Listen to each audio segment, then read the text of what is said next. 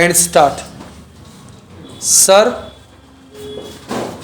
I am thankful to the honorable members who have participated in this debate and generally welcomed the measure before the House. This amending measure of the Motor Vehicles Act, as honorable members may perhaps recollect, has had a very checkered career, and in fact this amending process started 15 years back. It went to the select committee stage and a certain finality was given to it at that time. Then it could not be pushed through.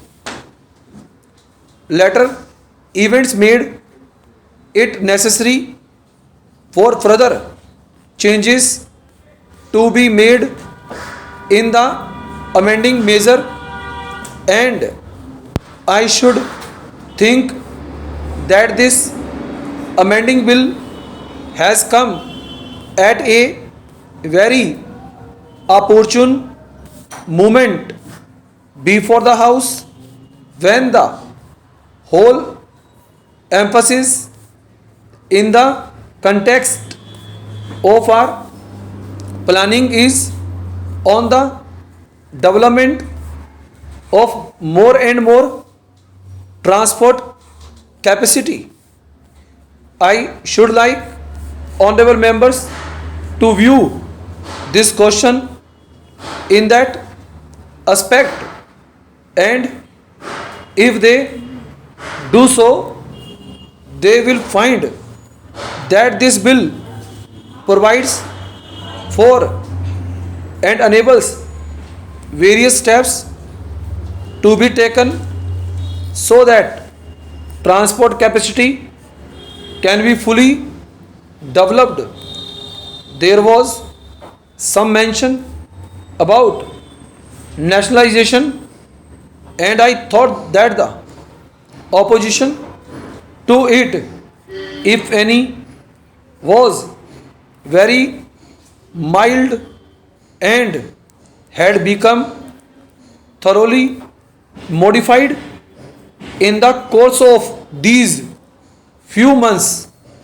It has come to stay, and that has been very well realized by honorable members who were not perhaps so happy as others regarding this question of nationalization.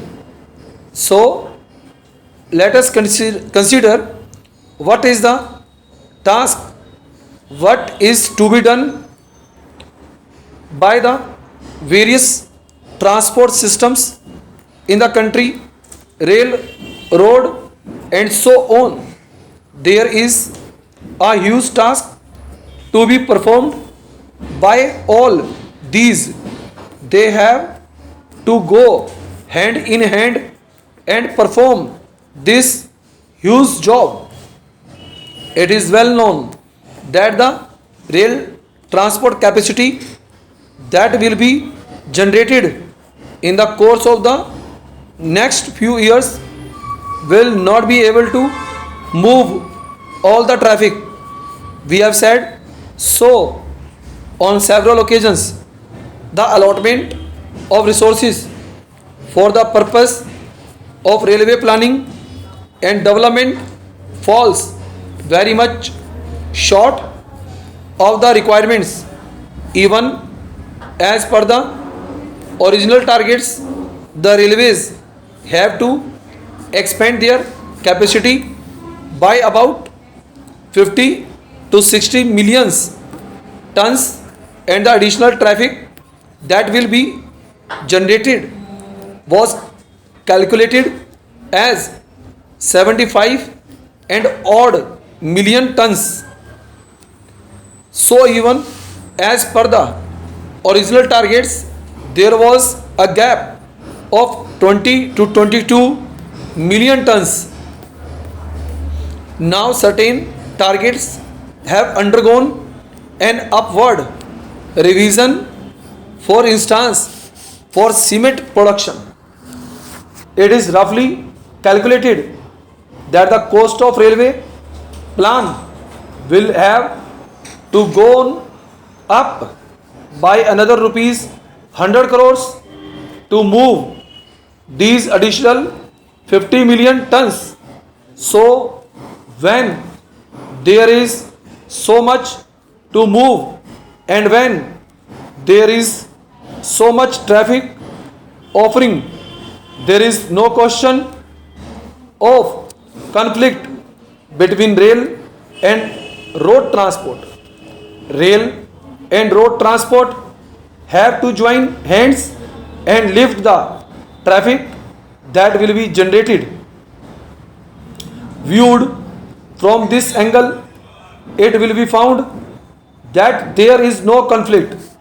One honorable member referred to this matter and said that the railways should not adopt a dog in the manger policy. I have no difficulty in agreeing with him. The railways do not propose to follow a dog in the manger policy. Perhaps the honorable members does not know that we have taken various steps towards relaxation of restrictions on inter-regional transport which he was mentioning. He spoke from experience and said that he was a member of one regional transport authority even as far back as 1999. This subject was considered and state governments were advised to relax the restrictions that they were having both on private carriers and public carriers. They were asked to give the utmost freedom to private carriers. Perhaps the position is not well realized that in our country the majority of the trucks are only public carriers. In other advanced industrialized countries, the majority are private carriers. It has been brought out in the report of the study group which went into this question that perhaps 80 to 90% of the total number of trucks are in private hands. Here also in our country, the various industrial establishments, new and old, can really go in for owning and operating more and more private carriers. They can own a large fleet and can have workshop facilities also, and they need not complain against the railways for not carrying things. So the indication is that private industries and new plants and new units that are going to be set up can very well go in for owning a large fleet of private carriers which can carry goods over small distances. Of course, over very long distances, it may not be possible to operate private carriers, though even there it will be possible to operate over long distances to some extent. Full stop and over.